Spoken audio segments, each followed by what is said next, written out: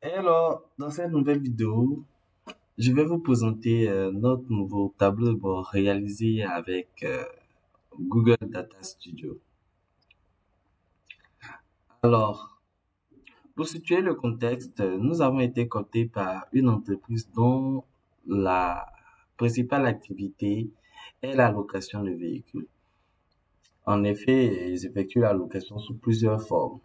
Donc, ils vont louer des véhicules à la demande. Ils ont mis aussi en circulation plusieurs VTC. Ce sont des véhicules qui vont être utilisés pour des applications comme Uber ou bien Yango. Et l'objectif du manager était de pouvoir retracer euh, les différentes dépenses et les revenus liés au véhicule. Donc, l'objectif principal était de pouvoir tracer la marge brute au kilomètre pour chaque véhicule ainsi que le taux de marge. Alors, la principale contrainte que nous avions au niveau de cette mission était que l'entreprise avait déjà mis en place, déployé des outils, des fichiers Google Sheets à travers l'offre Google c'est Google Workplace, où une entreprise peut souscrire pour tous ses utilisateurs à l'utilisation de Google Sheets. Donc, nous étions vraiment dans un environnement Google et il fallait pour cela déployer un tableau de bord avec une solution de Google, à savoir Google Data Studio. Donc, nous avons mis en place toute une série d'outils. Déjà, nous avons effectué une refonte des différentes fiches de collecte et édité les différents tableaux de bord. Alors, pour vous présenter la solution, on va commencer déjà par la fiche de suivi des véhicules. Donc, cette fiche de suivi des véhicules va vous permettre de retracer l'ensemble des opérations sur les véhicules. À savoir, d'abord ici, on a la feuille paramètres qui va récupérer les différents paramètres qui seront utilisés sur les feuilles suivantes. Donc, les types de dépenses, les différentes prestations, la liste des différentes commerciaux. Ensuite, on va identifier chaque véhicule. Donc, pour l'identification, les véhicules sont identifiés avec leur immatriculation, la marque, le modèle, et on va affecter chaque véhicule à une prestation. Donc, pour les prestations, de remarquer qu'on a un menu déroulant qui est lié au niveau des paramètres au type de prestation. Ensuite, on va pouvoir collecter le revenu. Donc, au niveau de la collecte du revenu, que je mette ça, voilà, ok. Au niveau de la collecte du revenu, on va pouvoir récupérer la date, le véhicule affecté, le chiffre d'affaires généré par les véhicules, le kilométrage lié à cette date, ainsi que le commercial qui est affecté à ce véhicule. Donc, on va pouvoir collecter les différentes informations liées de manière au jour le jour. On pourra récupérer chacune des informations liées au véhicule et au chiffre d'affaires. Ensuite, on va pouvoir collecter les dépenses. Donc, il s'agit de vraiment l'ensemble des dépenses, à savoir, on pourra récupérer la date de la dépense, le véhicule affecté ou pas, parce que une dépense peut être soit affectée à un véhicule ou juste administratif. Donc, le montant de la dépense, le type, il faut savoir que le type est récupéré dans une liste déroulante liée aux paramètres. On pourra ajouter de nouveaux types de dépenses.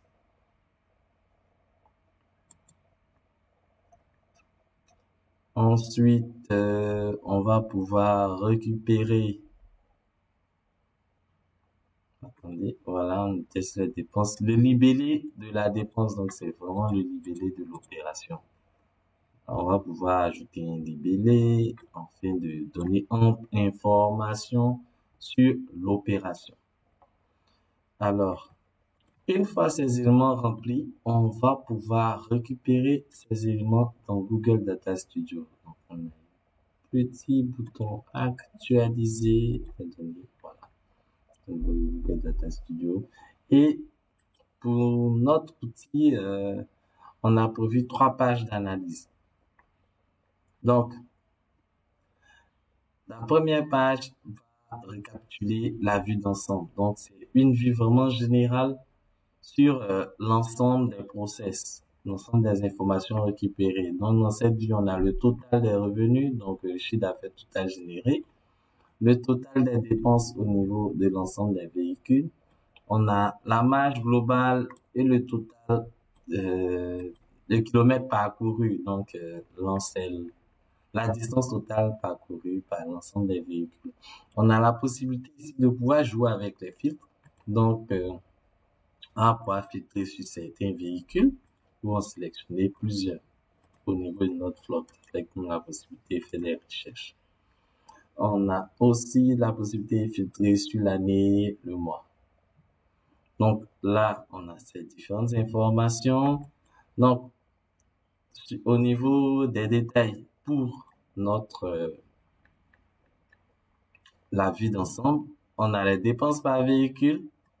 Donc, on va pouvoir voir les dépenses par véhicule. En face, on a le chiffre d'affaires par véhicule. Donc, le tout organisé dans l'ordre décroissant. Donc, on a les véhicules sur lesquels on a le plus de dépenses immédiatement, ainsi que le véhicule qui génère le plus de chiffre d'affaires. Donc, avec les clics, on va pouvoir faire des filtres. Ensuite, on a la variation du chiffre d'affaires mensuel. Sur la page suivante, on a la page des dépenses. Sur la page des dépenses, on a le total des dépenses liées au véhicule. On a les charges. On a le total des dépenses d'abord. Ensuite, on a les charges liées au véhicule qui sont les charges directes et les autres charges. Donc, on va pouvoir ensuite faire vraiment cette analyse par prestation car les véhicules sont liés à un type de prestation afin de connaître pour chaque catégorie de prestations les dépenses qui sont liées. Ensuite, donc on a les dépenses par prestation, on a les dépenses par véhicule, on a les dépenses par catégorie ou type. Donc ici, en fonction des différents types, on a les dépenses de réparation, etc., etc. Donc on a l'évolution aussi des dépenses mensuelles. Enfin, on a l'analyse du revenu, donc, du chiffre d'affaires de la marge. Donc, on a ici le total du revenu, la marge brute par kilomètre, la marge globale et le taux de marge. Donc, on a le revenu par prestation, le revenu par véhicule. Il faut savoir qu'ici, au niveau du revenu, on a dans les deux barres, d'une part, le total du revenu, d'autre part, la marge globale.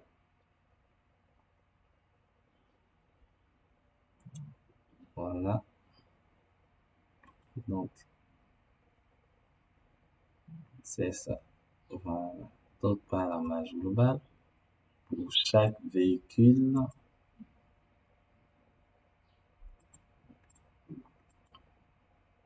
Ensuite, on a le revenu par véhicule avec la même analyse. Dans le revenu par catégorie des prestations par véhicule, on a aussi le chiffre d'affaires par commercial et le chiffre d'affaires mensuel. Ok, donc on a fait le tour de la petite page. Donc, avec l'outil, on a vraiment la possibilité d'avoir une visibilité sur l'ensemble de notre parc automobile. Alors, il sera très utile pour les entreprises qui effectuent la location de véhicules ou bien du VTC. Et l'un des gros avantages de Google Sheet, c'est la possibilité de pouvoir, je dirais, de pouvoir planifier l'envoi automatisé par mail au niveau de l'application.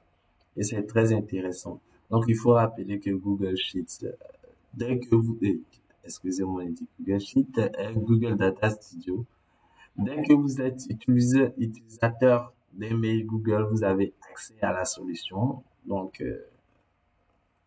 la version de base en fait avec Google, c'est que Google Sheets. Donc, c'est vraiment intéressant car c'est une solution, je dirais, où il n'y a aucune licence à payer. Donc, elle vient vraiment en appoint pour certaines problématiques d'analyse de business intelligence. Ok, donc, si vous souhaitez utiliser la solution, si vous avez demandé, vous avez besoin d'informations ou si vous souhaitez apporter des critiques à nos analyses, n'hésitez surtout pas à nous contacter. Merci.